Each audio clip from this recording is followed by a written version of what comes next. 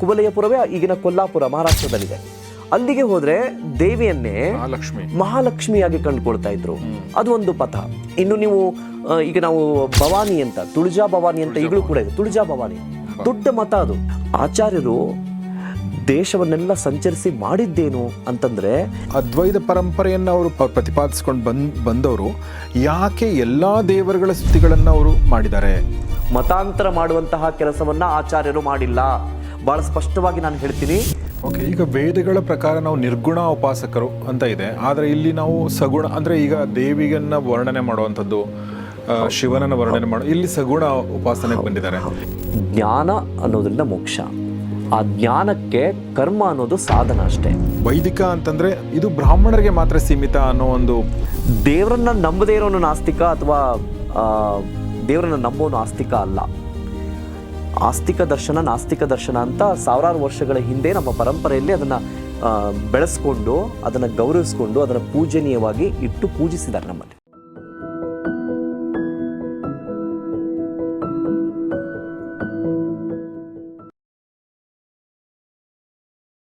ಅಂದರೆ ವೈದಿಕ ಪರಂಪರೆಯಿಂದ ಬಂದಂಥವರು ಶಂಕರಾಚಾರ್ಯರು.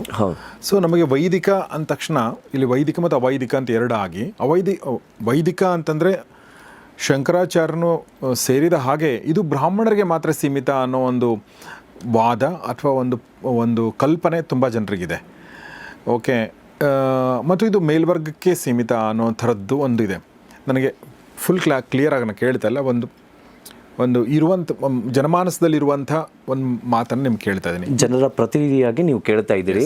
ಖಂಡಿತ ಕೇಳೋದ್ರಲ್ಲಿ ತಪ್ಪಿಲ್ಲ. ಯಾಕೆಂದರೆ ಇವೆಲ್ಲ ಜ್ಞಾನ ಸಂಪತ್ತು ಎಲ್ಲರೂ ತಿಳ್ಕೊಳ್ಳೋದಕ್ಕೆ, ಅಂದರೆ ಇಲ್ಲಿ ಯಾವ ಮತವೋ ಅಥವಾ ಪಥವೋ ಇಲ್ಲ ಇನ್ನೊಂದೋ, ಇಲ್ಲಿ ಭೇದ ಭಾವ ಇಲ್ಲ. ಜ್ಞಾನ ಅನ್ನೋದು ಎಲ್ಲರಿಗೂ ಯೂನಿವರ್ಸಲ್. ಆದರೆ ನಮ್ಮಲ್ಲಿ ಏನಾಗ್ಬಿಟ್ಟಿದೆ ಅಂತಂದರೆ, ಡಿವೈಡ್ ಆ್ಯಂಡ್ ರೂಲ್ ಪಾಲಿಸಿ ಅಂತ ಹೇಳಿ ಅದು ತೀರಾ ಈ ಪಾಶ್ಚಾತ್ಯ ಆಕ್ರಮಣಗಳೆಲ್ಲ ಆಯ್ತಲ್ಲ, ಅದಾದ ನಂತರದಲ್ಲಿ ಬಂದಂತಹ ಮನಸ್ಥಿತಿ ಇದು. ವಿಶೇಷತಃ ಆಂಗ್ಲರ ಕೊಡುಗೆ ಅಂತ ನಾನು ನೇರವಾಗಿ ಹೇಳಬಲ್ಲೆ. ಇಂಥದ್ದೆಲ್ಲ ಬಂದಾಗ ನಮ್ಮಲ್ಲಿ ಈ ವೈದಿಕ, ಅವೈದಿಕ ಮತ್ತು ಅದರಲ್ಲೂ ಕೂಡ ಬ್ರಾಹ್ಮಣ್ಯ ಅಂತ, ಇದರ ಅರ್ಥವನ್ನೇ ಸರಿಯಾಗಿ ತಿಳ್ಕೊಳ್ಳದೆ ಇದನ್ನೆಲ್ಲ ಮಾತನಾಡೋರು ಅನೇಕರಿದ್ದಾರೆ. ಇನ್ನು ಕೆಲವರು ಪಾಪ ಅವರು ಮುಗ್ಧರಿರ್ತಾರೆ, ಅವರುಗಳಿಗೆ ಇದು ಏನಪ್ಪ, ಇದು ಹೀಗೆ ಇರ್ಬೋದೇನೋ, ನಿಜ ಇರ್ಬೋದೇನೋ ಅಂತ ನಂಬಿಕೊಂಡು ಕೂಡ ದೂರ ಮಾಡುವಂಥವರು ಇದ್ದಾರೆ. ಆದರೆ ವಾಸ್ತವಿಕವಾಗಿ ನಾವು ತಿಳ್ಕೊಳ್ಬೇಕು, ನಮ್ಮ ಭಾರತ ದೇಶದಲ್ಲಿ ಸಹಸ್ರ ಅಲ್ಲ, ನಮ್ಮ ಇತಿಹಾಸ ಅಲ್ಲ, ಬರೀ 1000 ವರ್ಷಗಳದ್ದು ಲೆಕ್ಕಾಚಾರ ಕೊಡುತ್ತೆ ಅಷ್ಟೇ. ನಮ್ಮ ಪುರಾಣದ ಲೆಕ್ಕಾಚಾರಕ್ಕೆ ನೀವು ಬಂದರೆ ಒಂದೊಂದು ಯುಗಕ್ಕೆ ಎಷ್ಟೋ ಲಕ್ಷಾಂತರ ವರ್ಷಗಳಾಗಬೇಕು. ಹೀಗೆ ಈಗ ನಾವು ಕಲಿಯುಗದಲ್ಲಿದ್ದೀವಲ್ಲ, ಕಲಿಯುಗದ ಹಿಂದೆ ದ್ವಾಪರಯುಗ, ದ್ವಾಪರಯುಗದ ಹಿಂದೆ ತ್ರೇತಾಯುಗ, ತ್ರೇತಾಯುಗದ ಹಿಂದೆ ಕೃತಯುಗ ಅಥವಾ ಸತ್ಯಯುಗ, ಅಂತಹ ಕಾಲಘಟ್ಟವನ್ನು ಮೀರಿ ಇದ್ದಂಥದ್ದು ವೇದ. ಹಾಗಾಗಿ ಈ ವೇದಕ್ಕೆ ಲಕ್ಷಾಂತರ ವರ್ಷಗಳ ಇತಿಹಾಸ ಇದೆ. ಇದು ಅಪೌರುಷೇಯ, ಅಂದರೆ ಇದು ಮಾನವಕೃತ ಅಲ್ಲ ಅನ್ನೋದು ಸಮಸ್ತ ಒಂದು ಶ್ರದ್ಧಾಳುಗಳ ಒಂದು ನಂಬಿಕೆ. ಅದು ಹಾಗೆ ಪರಂಪರೆಯಲ್ಲಿ ನಡ್ಕೊಂಡು ಬಂದಿದೆ. ಮೊದಲನೇದಾಗಿ ಇದು ಮನುಷ್ಯ ಮಾಡಿದ್ದಲ್ಲ. ಮನುಷ್ಯ ಮಾಡಿದರೆ ಹೌದಪ್ಪ ಒಪ್ಕೊಳ್ಬೋದಿತ್ತು, ಇದರಲ್ಲೇನೋ ಭೇದ ಭಾವ ಎಣಿಸ್ಬೋದು ಅಂತ. ಇದು ಪ್ರಕೃತಿ ಸಹಜವಾಗಿ ಇರುವಂಥದ್ದನ್ನು ನಮ್ಮ ಋಷಿ ಮುನಿಗಳು ಕಂಡುಕೊಂಡು ಅದನ್ನು ಸಮಾಜಕ್ಕೆ ಕೊಟ್ಟಿದ್ದಾರೆ, ವೇದಗಳು ಅಂದರೆ. ಮತ್ತು ಅದನ್ನು ಕೊಟ್ಟಾಗ ಅದು ನಿರಂತರವಾಗಿ ಒಂದು ಅನಲೈಸಿಂಗ್ ಪ್ರೊಸೆಸ್ ಅಂತ ಹೇಳ್ತೀವಲ್ಲ, ಅದು ನಡ್ಕೊಂಡು ಬಂದಿದೆ ನಮ್ಮಲ್ಲಿ. ಹಾಗೆ ನಡ್ಕೊಂಡು ಬಂದಿದ್ದರ ಪರಿಣಾಮ, ರಿಸಲ್ಟ್ ಏನು ಅಂತಂದರೆ ಶಾಸ್ತ್ರಗಳು. ಅದರಲ್ಲೂ ವಿಶೇಷತಃ ನಾವು ಈ ನ್ಯಾಯ ಇರ್ಬೋದು, ವೈಶೇಷಿಕ ಇರ್ಬೋದು, ಅಥವಾ ಸಾಂಖ್ಯ ಇರ್ಬೋದು, ವೇದಾಂತ ಇರ್ಬೋದು, ಷಡ್ ದರ್ಶನಗಳು. ಅದರಲ್ಲಿ ದರ್ಶನಗಳು ಅಂತಂದರೆ, ದರ್ಶನ ಅಂದ್ರೇ ಆ ಹೆಸರೇ ಹೇಳುತ್ತೆ, ಯಾವುದು ನಿಜವಾದ ಸತ್ಯವನ್ನು ದರ್ಶಿಸುತ್ತೋ, ಅಂದರೆ ಪರಮಾತ್ಮನನ್ನು ತೋರಿಸುತ್ತೋ, ಆ ಜ್ಞಾನ ರಾಶಿಗೆ, ಆ ಜ್ಞಾನ ಶಾಖೆಗೆ ನಾವು ದರ್ಶನ ಅಂತ ಕರಿತೀವಿ. ಅದಕ್ಕೆ ಪ್ರಮಾಣ ಬೇಕಲ್ಲ. ಈಗ ನಾನು ಹೇಳ್ತೀನಿ ಅಂತಂದಾಗ ವೆರ್ ಇಸ್ ದ ಪ್ರೂಫ್ ಅಂತ ಕೇಳ್ತಾರಲ್ಲ, ನಮ್ಮೆಲ್ಲ ದರ್ಶನಗಳಿಗೆ ಪ್ರಮಾಣ ಇರುವಂಥದ್ದು ವೇದಗಳಲ್ಲಿ. ಯಾಕೆಂದರೆ ವೇದ ಅನ್ನೋದು ಹ್ಯೂಮನ್ ಮೇಡ್ ಅಲ್ಲ, ಅದು ಮ್ಯಾನ್ ಮೇಡ್ ಅಲ್ಲ, ಅದು ಪ್ರಾಕೃತಿಕವಾಗಿರುವಂಥದ್ದು, ನೈಸರ್ಗಿಕವಾಗಿರುವಂಥದ್ದು. ಅದು ತಾನಾಗಿ ಇದ್ದಿದ್ದು ಜಗತ್ತಲ್ಲಿ. ಋಷಿಮುನಿಗಳದನ್ನು ಓಂಕಾರದ ರೂಪದಲ್ಲೋ, ಯಾವುದೊಂದು ನಾದದ ರೂಪದಲ್ಲೋ, ಅಥವಾ ತಮ್ಮ ತಪಶಕ್ತಿಗೆ ಅದು ನಿಲುಕಿ ಅದನ್ನು ತಮ್ಮ ಬುದ್ಧಿಮತ್ತೆಗೆ ತೆಗೆದುಕೊಂಡು ಅದನ್ನು ಅನುಸಂಧಾನ ಮಾಡಿ ನಮ್ಗೆ ಕೊಟ್ಟಿದ್ದಾರೆ. ಋಷಿಮುನಿಗಳು ಮನುಷ್ಯರೇ, ಆದರೆ ಅವರು ಅದನ್ನು ಬರೆದಿಲ್ವೇ. ಅವರು ಅದನ್ನು ಅನುಸಂಧಾನ ಮಾಡಿ ಕೊಟ್ಟಿದ್ದು.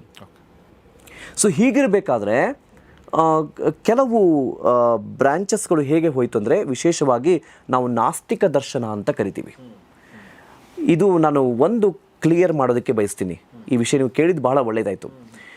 ತುಂಬ ಜನರಿಗೆ ತಪ್ಪು ಕಲ್ಪನೆ ಇದೆ ಆಸ್ತಿಕ ನಾಸ್ತಿಕ ಏನು ಅಂತ ಕೇಳಿದರೆ, ನಾನು ದೇವ್ರ ನಂಬ್ತೀನಿ ಅಂದರೆ ನಾನು ಆಸ್ತಿಕ, ನೀನು ದೇವ್ರು ನಂಬಲ್ಲ ನೀನು ನಾಸ್ತಿಕ. ಅಥವಾ ಕೆಲವರು ತುಂಬ ಹೆಮ್ಮೆಯಿಂದ ನಾನು ನಾಸ್ತಿಕ, ನಾನು ದೇವ್ರು ನಂಬಲ್ಲ ಅಂತ ಹೇಳ್ತಾರೆ. ತಪ್ಪು, ಸುಳ್ಳು, ಅದು ತಪ್ಪು.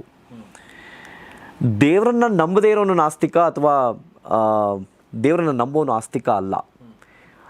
ಆಸ್ತಿಕ ದರ್ಶನ ನಾಸ್ತಿಕ ದರ್ಶನ ಅಂತ ಸಾವಿರಾರು ವರ್ಷಗಳ ಹಿಂದೆ ನಮ್ಮ ಪರಂಪರೆಯಲ್ಲಿ ಅದನ್ನು ಬೆಳೆಸ್ಕೊಂಡು, ಅದನ್ನು ಗೌರವಿಸ್ಕೊಂಡು, ಅದನ್ನು ಪೂಜನೀಯವಾಗಿ ಇಟ್ಟು ಪೂಜಿಸಿದ್ದಾರೆ ನಮ್ಮಲ್ಲಿ. ಏನಂಗಂದ್ರೆ ಅದು ಯಾವುದು ವೇದವನ್ನೇ ಪ್ರಮಾಣವನ್ನು ಮಾಡಿಕೊಂಡು, ವೇದವನ್ನು ಅಂಗೀಕರಿಸ್ಕೊಂಡು ಅಲ್ಲಿಂದ ಹೊರಟಿದೆಯಲ್ಲ, ಅದು ಆಸ್ತಿಕ. ಇಲ್ಲಪ್ಪ ನಮಗೆ ವೇದ ಪ್ರಮಾಣ ಅಲ್ಲ, ನಮಗೆ ಬೇರೆ ಅನುಭವದಿಂದ ಬಂದಂತಹ ಪ್ರಮಾಣವನ್ನು ನಾವು ಒಪ್ಕೊಳ್ತೀವಿ ಅನ್ನುವಂಥವು ನಾಸ್ತಿಕ ದರ್ಶನ. ಅದರಲ್ಲಿ ಬಹಳ ಮುಖ್ಯವಾಗಿ ಬೌದ್ಧ ದರ್ಶನ, ಇನ್ನೊಂದು ಜೈನ ದರ್ಶನ, ಇನ್ನೊಂದು ಚಾರ್ವಾಕ ಅಂತ ಬಂತು. ಹೌದು, ಈ 3 ದರ್ಶನಗಳು ನಾಸ್ತಿಕ ದರ್ಶನ. ಅವು ದೇವರು ಅಥವಾ ಯಾವುದೋ ಒಂದು ತತ್ವವನ್ನು ನಂಬಿಲ್ಲ ಅಂತ ಹೇಳಲ್ಲ. ಅವರು ನಂಬ್ತಾ ಇದ್ದಾವೆ. ನೀವು ಸ್ಥೂಲವಾಗಿ ನೀವು ಅಥವಾ ಸೂಕ್ಷ್ಮವಾಗಿ ಬೌದ್ಧ ಧರ್ಮವನ್ನು ನೀವು ಗಮನಿಸಿದರೆ ಅಥವಾ ಜೈನ ಧರ್ಮವನ್ನು ಗಮನಿಸಿದರೆ ಅಲ್ಲೆಲ್ಲ ಕೂಡ ಒಂದು ಶಕ್ತಿಯ ಇರುವಿಕೆಯನ್ನು, ಯಂ ಶೈವ ಸಮುಪಾಸತೆ ಶಿವ ಇತಿ ಬ್ರಹ್ಮೇತಿ ವೇದಾಂತಿನಃ ಬೌದ್ಧ ಬುದ್ಧ ಇತಿ ಪ್ರಮಾಣಪಟವಃ ಕರ್ತೇತಿ ನೈಯಾಯಿಕಾಃ. ಒಂದೊಂದು ಮತದವರು ತಾವು ನಂಬುವಂತಹ ಒಂದು ಶಕ್ತಿ ಇದೆ, ನಾವು ಅದನ್ನು ನಂಬ್ತೀವಪ್ಪ ಅಂತ ನಂಬ್ಕೊಂಡು ಬಂದಿದ್ದು. ಇದು ಲಕ್ಷಾಂತರ ವರ್ಷದಿಂದ ಈ ಥರ ಜ್ಞಾನ ಪರಂಪರೆ ಬೆಳ್ಕೊಂಡು ಬಂದಿದೆ. ಹಾಗಾಗಿ ಅಲ್ಲೆಲ್ಲ ಕೂಡ ನಂಬಿಕೆ ಇದೆ, ಆದರೆ ವೇದವನ್ನು ಪ್ರಮಾಣವಾಗಿ ಅಂಗೀಕರಿಸಿಲ್ಲ. ಹಾಗಾಗಿ ಆಸ್ತಿಕ ನಾಸ್ತಿಕ ಒಂದು ವಿಶೇಷ ನಾವು ಯಾವಾಗಲೂ ಇದನ್ನು ಗಮನಿಸ್ಕೊಳ್ಬೇಕು. ಈ ತರಹ ವೇದಗಳನ್ನು ನಂಬದೆ ಹೊರಟಂತಹ ಏನು ಜ್ಞಾನದ ಶಾಖೆಗಳಿದ್ದವಲ್ಲ, ಆ ಶಾಖೆಗಳಿಗೂ ಕೂಡ ದರ್ಶನದ ಸ್ಥಾನವನ್ನು ಕೊಟ್ಟಿದ್ದು ಇದೇ ಭಾರತೀಯ ಪರಂಪರೆ. ಈಗ ಒಂದು ವೇಳೆ ನಾವು ಇದನ್ನು ನಾವು ಅಂಗೀಕರಿಸೋದೇ ಇಲ್ಲ, ಇದು ನಮ್ಗೆ ಬೇಡ ಅಂತ ದೂರ ತಳ್ಳಿದಿದ್ರೆ ದರ್ಶನಗಳ ಸಾಲಲ್ಲಿ ಈ ನಾಸ್ತಿಕ ದರ್ಶನಗಳು ಇರ್ತಾ ಇರಲಿಲ್ಲ. ಓಕೆ, ಈಗ ಶಂಕರಾಚಾರ್ಯರ ಬಗ್ಗೆನೇ ನಾವು ಬರೋದಾದರೆ, ಶಂಕರರ ಪರಂಪರೆ ಅಂದರೆ ಅವ್ರದ್ದು ಬರುವಂಥದ್ದು ಅದ್ವೈತ ಪರಂಪರೆ. ಹೌದು ಅಲ್ವಾ? ಹೌದು ಹೌದು. ಸೊ ಈ ಅದ್ವೈತ ಪರಂಪರೆ ಅಂದರೆ ಏನು, ಮತ್ತು ಅದ್ವೈತ ಪರಂಪರೆಯನ್ನು ಅವರು ಪ್ರತಿಪಾದಿಸ್ಕೊಂಡು ಬಂದವರು ಯಾಕೆ ಎಲ್ಲ ದೇವರುಗಳ ಸ್ತುತಿಗಳನ್ನು ಅವರು ಮಾಡಿದ್ದಾರೆ? ಏನಾದರೂ ಅದಕ್ಕೆ ಸಂಬಂಧ ಇದೆಯಾ? ನಿಮ್ಮ ಪ್ರಶ್ನೆಯಲ್ಲಿ ನನಗೆ 2 ತರಹದ ಹುಳು ಕಾಣಿಸ್ತಾ ಇದೆ. ಒಂದು, ಮೊದಲನೇದಾಗಿ ನಮ್ಮ ವೀಕ್ಷಕರಿಗೆ ಅದ್ವೈತ ಅಂತಂದರೆ ಏನು ಅನ್ನೋದನ್ನು ನಾವು ಸರಳವಾಗಿ ಹೇಳಬೇಕು. ಎರಡನೇದು, ವಿಭಿನ್ನವಾಗಿರುವಂತಹ ದೇವತೆಗಳೆಲ್ಲ ಯಾಕೆ ಬೇಕು ಅಂದಾಗ, ಅದ್ವೈತ ಅಂದಾಗ. ಇಲ್ಲಿ ಅದ್ವೈತ ಅನ್ನುವಂತಹ ತತ್ವ ಇದೆಯಲ್ಲ, ಇದಕ್ಕೊಂದು ಮಾರ್ಗವನ್ನು ತೋರಿಸಿದಂಥವ್ರು ಶಂಕರಾಚಾರ್ಯರು. ಶಂಕರಾಚಾರ್ಯರಿಗಿಂತ ಮುಂಚೆ ಇದು ಇತ್ತಾ ಇಲ್ವಾ ಅಂದರೆ ಖಂಡಿತ ಇತ್ತು. ಯಾಕೆಂದರೆ ಜಗತ್ತಲ್ಲಿ ಜ್ಞಾನ ಅನ್ನೋದನ್ನು ಯಾರೂ ಸೃಷ್ಟಿ ಮಾಡಿದ್ದಲ್ಲ. ಜ್ಞಾನ ಹಾಗೆ ಇರುತ್ತೆ. ಅದನ್ನು ಕಂಡುಕೊಂಡು ಅದನ್ನು ಜನರಿಗೆ ತೋರಿಸೋರು ಒಬ್ಬರು ಮನುಷ್ಯರು ಬೇಕಾಗ್ತಾರೆ, ಅಥವಾ ಋಷಿಮುನಿಗಳು ಬೇಕಾಗ್ತಾರೆ. ಇದು ಹೇಗೆ ಅಂತಂದರೆ, ಅದ್ವೈತ ಅನ್ನೋ ಹೆಸರೇ ಹೇಳುತ್ತೆ, ದ್ವೈತ ಅಂದರೆ 2 ಅನ್ನುವಂತಹ ಭಾವ. ನ ದ್ವೈತ ಅಂದರೆ ಇಲ್ಲಿ 2 ಅಲ್ಲದೆ ಇರೋದು, 2 ಅಲ್ಲದೆ ಇರುವಂತಹ ಭಾವ ಇದೆಯಲ್ಲ, ಅದು ಅದ್ವೈತ. ಅದು ಹೇಗೆ ಅಂತಂದರೆ, ನಾವು ಸಾಮಾನ್ಯವಾಗಿ 2 ಅಂತಂದಾಗ ನಮ್ಮ ದೇಹದ ಒಳಗಡೆಗೆ ಒಂದು ಚೈತನ್ಯ ಅಂತ ಇದೆಯಲ್ಲ, ಅದನ್ನು ನಾವು ಆತ್ಮ ಅಂತ ನಾವು ಗುರುತಿಸ್ತೀವಿ. ಜೊತೆಗೆ ನಾವು ನಂಬಿಕೊಳ್ಳುವಂತಹ ಇನ್ನೊಂದು ಶಕ್ತಿ ಇದೆಯಲ್ಲ, ಆ ಶಕ್ತಿಯನ್ನು ಪರಮಾತ್ಮ ಅಂತ ಗುರುತಿಸಿದ್ದೀವಿ. ಹಾಗಾಗಿ ನಾವು ನಿತ್ಯದ ವ್ಯವಹಾರಗಳಲ್ಲಿ ನಾವು ಏನು ಅಂದ್ಕೊಂಡ್ಬಿಟ್ಟಿದ್ದೀವಿ ಅಂತಂದರೆ, ನನ್ನ ಆತ್ಮ, ನನ್ನ ಒಳಗಡೆ ಇರುವಂತಹ ಚೈತನ್ಯ ಒಂದು, ಪರಮಾತ್ಮ ಇನ್ನೊಂದು, 2 ಇದೆ ಅಂತ. ಇದು ಹಾಗೆ ನಡೀತಾ ಇರುತ್ತೆ. ನಡೀತಾ ಒನ್ ಫೈನ್ ಡೇ ನಿನಗೆ ರಿಯಲೈಸ್ ಆಗಬೇಕು. ಆ ರಿಯಲೈಸ್ ಆಗೋದೇ ಸ್ಯಾಲ್ವೇಷನ್. ಅದು ಆದಾಗ ಅಲ್ಲಿ ಗೊತ್ತಾಗತ್ತೆ, ಈ ಆತ್ಮ ಬೇರೆ ಅಲ್ಲ, ಪರಮಾತ್ಮ ಬೇರೆ ಅಲ್ಲ. ಪ್ರತಿ ದೇಹದಲ್ಲಿ ಇರುವಂತಹ ಚೈತನ್ಯ ರೂಪವಾಗಿರುವಂತಹ ಏನು ಆತ್ಮ ಅಥವಾ ಜೀವಾತ್ಮ ಅಂತ ನಾವು ಕರೆದಿದ್ದೀವಿ, ಆ ಜೀವಾತ್ಮವೇ ಅದು ಪರಮಾತ್ಮನ ಪ್ರತಿಬಿಂಬ ಅಷ್ಟೇ. ಅದೇ ಸಾವಿರಾರು ರೀತಿಯಿಂದ ಅಥವಾ ಲಕ್ಷಾಂತರ ರೀತಿಯಿಂದ ಕೋಟಿ ಜೀವ ವೈವಿಧ್ಯತೆಗಳಲ್ಲಿ ಪ್ರತಿಫಲಿತವಾಗಿ ಕಾಣಿಸ್ತಾ ಇದೆ. Okay. The day when A man realises, ಆವಾಗ ಅವನಿಗೆ ಇದು ಎರಡಾಗಿ ಗೋಚರ ಆಗೋದಿಲ್ಲ. ಓಕೆ. ಎಲ್ಲವೂ ಒಂದೇ. ಅಲ್ಲೇ ಅದುವೇ ಪರಬ್ರಹ್ಮ, ಮತ್ತು ಅಲ್ಲಿಯೇ ಶಾಶ್ವತವಾದಂತಹ ಆನಂದ. ಆನಂದ ಅಂದರೆ ಯಾವುದು ಅಂತಂದರೆ ಒನ್ನೆಸ್, ಎರಡಾಗಿ ಇರೋದು ಆನಂದ ಅಲ್ಲ.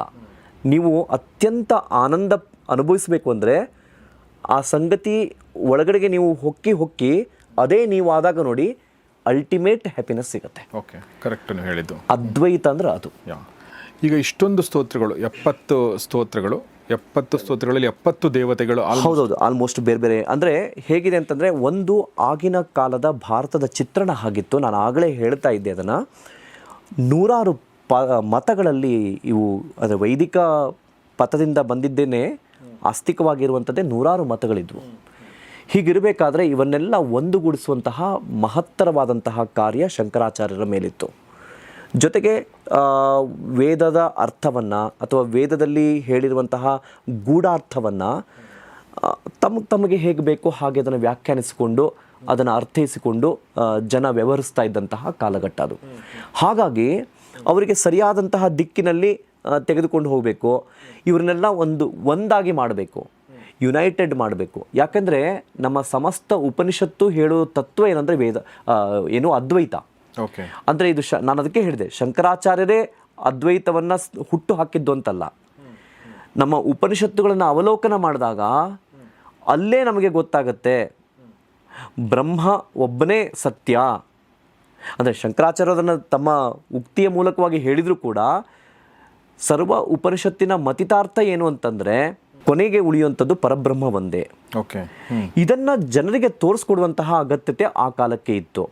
ಹಾಗಾಗಿ ಶಂಕರಾಚಾರ್ಯರು ಏನು ಮಾಡಿದರು, ಯಾವ್ಯಾವ ಭಾಗಗಳಲ್ಲಿ, ಯಾಕೆಂದರೆ ಶಂಕರಾಚಾರ್ಯರು ಕಾಲ್ನಡಿಗೆಯಲ್ಲೇ ಇಡೀ ದೇಶದ ಒಂದು ಸಂಚಾರವನ್ನು ಮಾಡಿದರು. ಇದೆಲ್ಲ ನಮಗೆ ಗೊತ್ತಾಗುತ್ತೆ.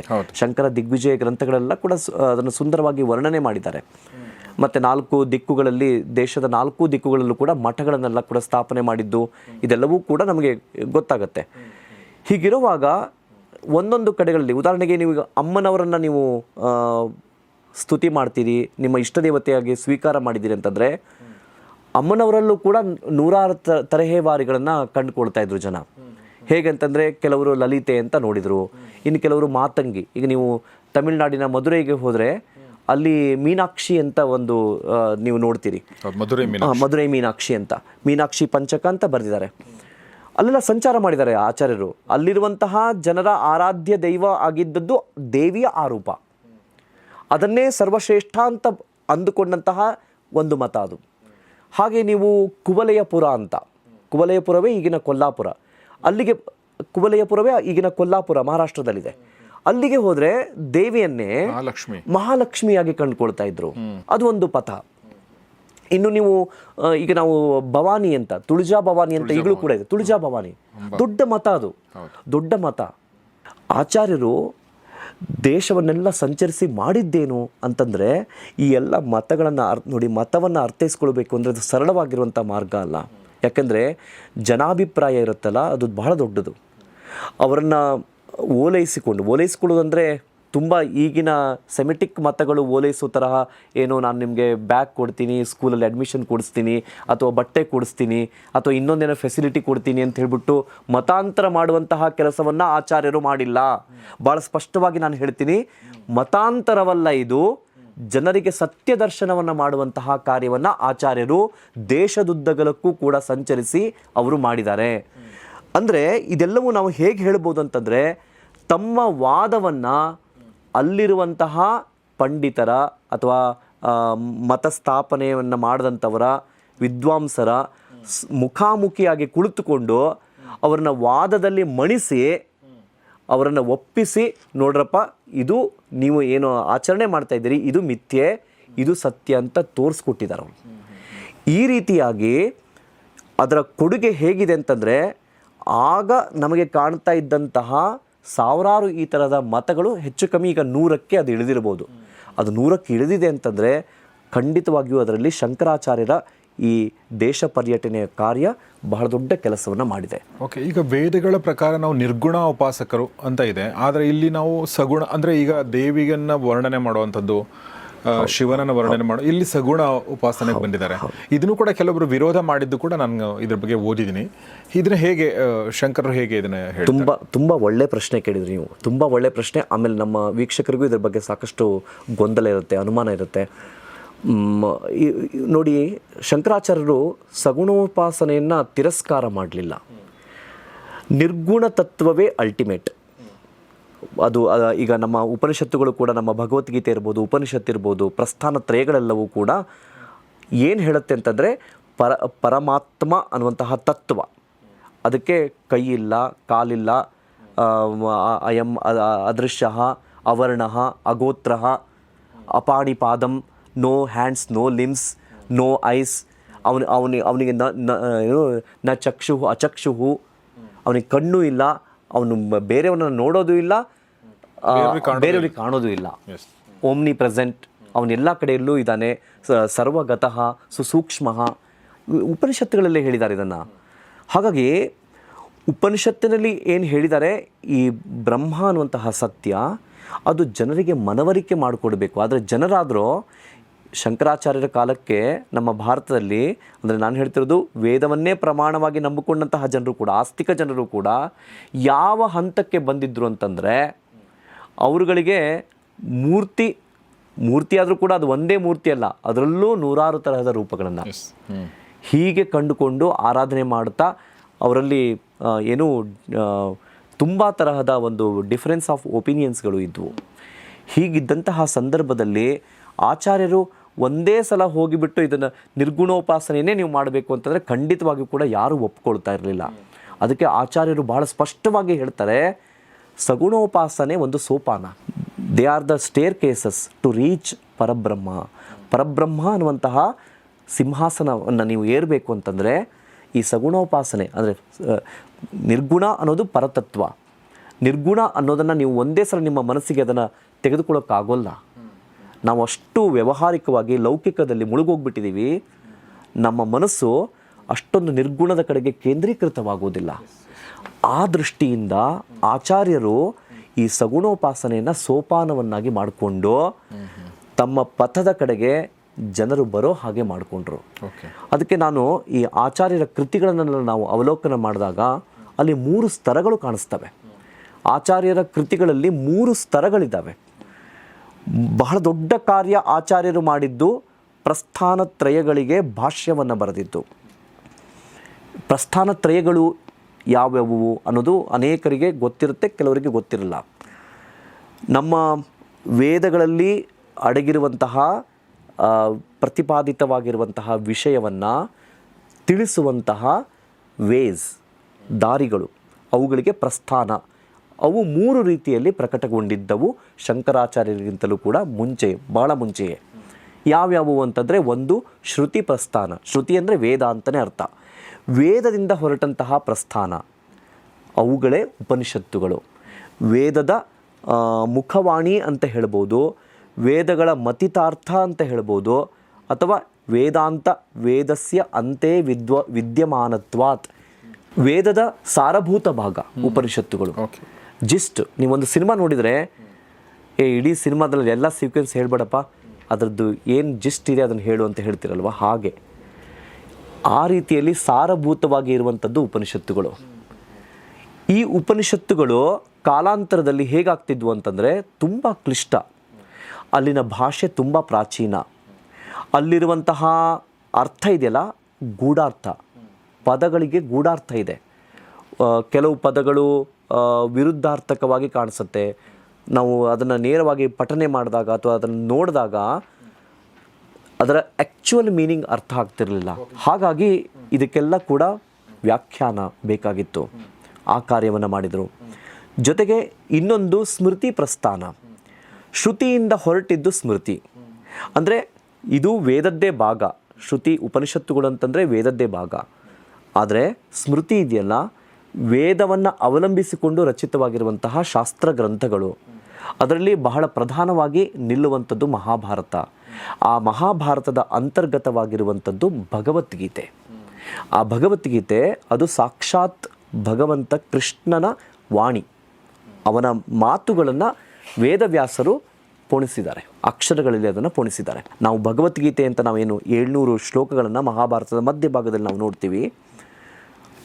ಮಹಾಭಾರತವನ್ನು ಬರೆದಿದ್ದು ವೇದವ್ಯಾಸರು, ಅಂದರೆ ವೇದವ್ಯಾಸರ ಪದ ಜೋಡಣೆ. ಆದರೆ ವಾಣಿ ಅಂದರೆ ವ್ಯಾಸರ ವಾಣಿಯ ಮುಖೇನ ಹೇಳಿದ್ದು ಪರಮಾತ್ಮ. ಹಾಗಾಗಿ ಅದು ಸ್ಮೃತಿ. ಶಂಕರರ ಕೊಡುಗೆ ಏನು? ಇದು ಶಂಕರ ರಿಲೇಷನ್ ಏನಿದೆ? ಶಂಕರ ರಿಲೇಷನ್ ಏನು ಅಂತಂದರೆ, ಅವರು ಈ ಭಗವದ್ಗೀತೆಗೂ ಕೂಡ ಭಾಷ್ಯವನ್ನು ಬರೆದಿದ್ದಾರೆ. ಗೀತೆಗೂ ಕೂಡ ಸಾಕಷ್ಟು ಇದು ಅಪಸವ್ಯ ಆಗಿತ್ತು. ಯಾಕೆಂದರೆ ದ್ವಾಪರ ಯುಗದಲ್ಲಿ ಆದಂತಹ ಈ ಎಲ್ಲ ಇದನ್ನು ಕೂಡ ಮುಂದೆ, ಅಂದರೆ ಶಂಕರ ಕಾಲಕ್ಕೆ ಕಲಿಯುಗ ಅಲ್ವಾ, ಆ ಸಮಯಕ್ಕಷ್ಟೊತ್ತಿಗಾಗಲೇ ಸರಿಸುಮಾರು ಒಂದು 3000 ವರ್ಷ ಆಗಿತ್ತು. ನಾವು ಶಂಕರರ ಕಾಲವನ್ನು 8ನೇ ಶತಮಾನ ಅಂತ ತೆಗೆದುಕೊಂಡ್ರೆ ಹೆಚ್ಚು ಕಮ್ಮಿ ದ್ವಾಪರ ಯುಗ ಕಳೆದೇ ಒಂದು 3000 ವರ್ಷಗಳಾಗೋಗಿದ್ವು. ಅಂತಹ ಸಮಯದಲ್ಲಿ ಇದರ ಅರ್ಥ ಇದೆಯಲ್ಲ, ಭಗವದ್ಗೀತೆಯನ್ನು ಯಥಾರ್ಥವಾಗಿ ತೆಗೆದುಕೊಳ್ಳುವಂತಹ ಕ್ರಮಗಳೆಲ್ಲ ಕೂಡ ತಪ್ಪಿ ಹೋಗ್ಬಿಟ್ಟಿದ್ವು. ಬೇರೆ ಬೇರೆ ಮತಗಳೆಲ್ಲ ಕೂಡ, ಉದಾಹರಣೆಗೆ ಬೌದ್ಧಾಯನ, ಹೀಗೆಲ್ಲ ಬೇರೆ ಬೇರೆ ಮತಗಳೆಲ್ಲ ಬರ್ತವೆ. ತಮ್ಮ ಬುದ್ಧಿಮತ್ತೆಗೆ ಹೇಗೆ ನಿಲುಕುತ್ತೋ ಹಾಗೆ ಅದನ್ನು ವ್ಯಾಖ್ಯಾನಿಸಿಕೊಂಡು ಅದನ್ನು ತೆಗೆದುಕೊಂಡು ಹೋಗ್ತಾ ಇದ್ರು. ಆದರೆ ಶಂಕರರು ಬಂದು ಅದರ ಯಥಾರ್ಥವನ್ನು ಅರ್ಥೈಸಿಕೊಂಡು ಅದನ್ನು ಜನಸಾಮಾನ್ಯರಿಗೆ ವ್ಯಾಖ್ಯಾನದ ಮೂಲಕವಾಗಿ ಕೊಟ್ಟಿದ್ದಾರೆ. ಅದು ಇದೆ ಈಗಲೂ? ಹೌದು, ಖಂಡಿತವಾಗಿ ಕೂಡ ಗೀತಾ ಭಾಷ್ಯ ನಮಗೆ ಸಿಗುತ್ತೆ. ಬಹಳ ಮುಖ್ಯವಾಗಿ ಗೀತಾ ಭಾಷ್ಯದಲ್ಲಿ ನಮಗೆ ಕರ್ಮಜ್ಞಾನ ಸಮುಚ್ಚಯ ಅಂತ, ಕರ್ಮ ಮತ್ತು ಜ್ಞಾನ, ಭಗವದ್ಗೀತೆ ಬಹಳ ದೊಡ್ಡ ವಿಷಯ ಚರ್ಚಿತವಾಗಿರುವಂಥ, ಭಗವದ್ಗೀತೆಯಲ್ಲಿ ಚರ್ಚಿತವಾಗಿರುವಂಥ ವಿಷಯ ಅಂದರೆ ಒಂದು ಕರ್ಮ, ಇನ್ನೊಂದು ಜ್ಞಾನ. 2 ಫೇಸಸ್. ನಾವು ಸ್ಯಾಲ್ವೇಷನ್ ಹೊಂದಬೇಕು ಅಂದರೆ 2 ನಮಗೆ ಇದು ಮುಂಚೆ ಏನಿತ್ತು ಅಂತಂದರೆ, ಈ ಬೌದ್ಧಾಯನ ಇತ್ಯಾದಿ ಮತಗಳಲ್ಲಿ ಕರ್ಮ ಮತ್ತು ಜ್ಞಾನ ಇದೆರಡನ್ನು ಸಮುಚ್ಚಯ ಅಂದರೆ ಇದೆರಡನ್ನು ಒಟ್ಟೊಟ್ಟಿಗೆ ತೆಗೆದುಕೊಂಡು ಹೋಗಿ ಮೋಕ್ಷವನ್ನು ಹೊಂದಬಹುದು ಅಂತ. ಆದರೆ ಶಂಕರಾಚಾರ್ಯರು ಇದನ್ನು ಬಲವಾಗಿ ಖಂಡಿಸಿ ಕರ್ಮ ಅನ್ನೋದು ಬೇಕು, ಮನುಷ್ಯನಿಗೆ ಕರ್ಮ ಬೇಕು, ಆದರೆ ಕರ್ಮದಿಂದಲೇ ಮುಕ್ತಿ ಅಲ್ಲ. ಕರ್ಮ ಅಂತಂದರೆ ಇಲ್ಲಿ ಏನು ಅಂತಂದರೆ ವೇದೋಕ್ತವಾಗಿರುವಂತಹ ಕರ್ಮಗಳು ಅಂತ, ಅನುಷ್ಠಾನ ಅಥವಾ ಯಜ್ಞ ಇತ್ಯಾದಿಗಳೆಲ್ಲ ಹೇಳಿದ್ದಾರೆ. ಅವುಗಳಿಂದಲೇ ಮೋಕ್ಷ ಅಲ್ಲ, ಜ್ಞಾನ ಅನ್ನೋದರಿಂದ ಮೋಕ್ಷ. ಆ ಜ್ಞಾನಕ್ಕೆ ಕರ್ಮ ಅನ್ನೋದು ಸಾಧನ ಅಷ್ಟೇ. ಈ ರೀತಿಯಾಗಿ ಅದನ್ನು ಸರಿಪಡಿಸುವಂತಹ ಕಾರ್ಯವನ್ನು ಗೀತಾ ಭಾಷ್ಯದ ಮೂಲಕವಾಗಿ ಮಾಡಿದ್ರು. ಇನ್ನೊಂದಿದೆ, 3ನೇದು, ಅದುವೇ ಬಾದರಾಯಣ ಸೂತ್ರ. ಬಾದರಾಯಣ ಸೂತ್ರ ಅಂತಂದರೆ ಬಾದರಾಯಣ ಅಂತಂದರೆ ವೇದವ್ಯಾಸರು ಕೂಡ ಸ್ವತಃ ತಾವು ಈ ವೇದಗಳನ್ನು ಋಗ್ವೇದ, ಯಜುರ್ವೇದ, ಸಾಮವೇದ, ಅಥರ್ವವೇದ ಎನ್ನುವುದಾಗಿ 4 ವಿಭಾಗ ಮಾಡಿದ್ದಲ್ದೇನೆ, ಈ ಮಹಾಭಾರತವನ್ನು ಬರೆದಿದ್ದಲ್ದೇನೆ, ಅಷ್ಟಾದಶ ಪುರಾಣಗಳನ್ನೆಲ್ಲ ಕೂಡ ನಮಗೆ ಕೊಟ್ಟಿದ್ದಲ್ದೇನೆ, ಸ್ವತಃ ಈ ಉಪನಿಷತ್ತುಗಳಲ್ಲಿರುವಂತಹ ತತ್ವವನ್ನು ಸೂತ್ರದ ಮೂಲಕವಾಗಿ ತಿಳಿಸಿಡಿದ್ರು. ಅದುವೇ ಬಾದರಾಯಣ ಸೂತ್ರ. ಆ ಸೂತ್ರಗಳು ಕೂಡ, ಸೂತ್ರ ಅಂದರೆ ಅಲ್ಪಾಕ್ಷರ ಅಸಂದಿಗ್ಧಂ ಸಾರವತ್ ವಿಶ್ವತೋಮುಖಂ. ನೋಡಿ, ನೀವು ಫಾರ್ಮುಲಾ, ಗಣಿತದ ಮ್ಯಾಥ್ಸಲ್ಲೂ ಕೂಡ ಫಾರ್ಮುಲಾ ಬರುತ್ತೆ. ಲಕ್ಷಾಂತರ ವರ್ಷಗಳ ಹಿಂದೆ ನಮ್ಮ ವೇದವ್ಯಾಸರಿರ್ಬೋದು ಅಥವಾ ಆ ಪರಂಪರೆಯಲ್ಲಿ ಬಂದಂತಹ ಅನೇಕ ಶಾಸ್ತ್ರಕಾರರು ಜ್ಞಾನವನ್ನು ಸೂತ್ರದಲ್ಲಿ ಕಟ್ಟಿ ಇಟ್ಟಿದ್ದಾರೆ. ಇದು ತಗೊಳ್ಳಿ, ಇದನ್ನು ಆರ್ನಮೆಂಟ್, ಇದು ಗಂಟು ಕಟ್ಟಿ ಇಟ್ಟಿದ್ದಾರೆ. ಹಾಗೆ ಅಲ್ಪಾಕ್ಷರ ಓಪನ್ ಮಾಡಕ್ಕೆ ಬರ್ತಾ ಎಲ್ರಿಗೂ ಬರ್ತಾ ಇಲ್ಲ. ಅದಕ್ಕಾಗಿ ಶಂಕರಾಚಾರ್ಯ ಅಂತ ಮಹನೀಯರು ಬರಬೇಕು. ವ್ಯಾಖ್ಯಾನ ಯಾಕೆ ಬೇಕು ಅಂದರೆ ಇದಕ್ಕೆ ಬೇಕು. ಈಗ ಶಂಕರರ ಬಗ್ಗೆ ಇರುವಂಥ ಇನ್ನೊಂದು ಮಾತು ಅಥವಾ ಇನ್ನೊಂದು ಅಪವಾದ ಏನು ಅಂತಂದರೆ, ವರ್ಣಾಶ್ರಮವನ್ನು ಅವರು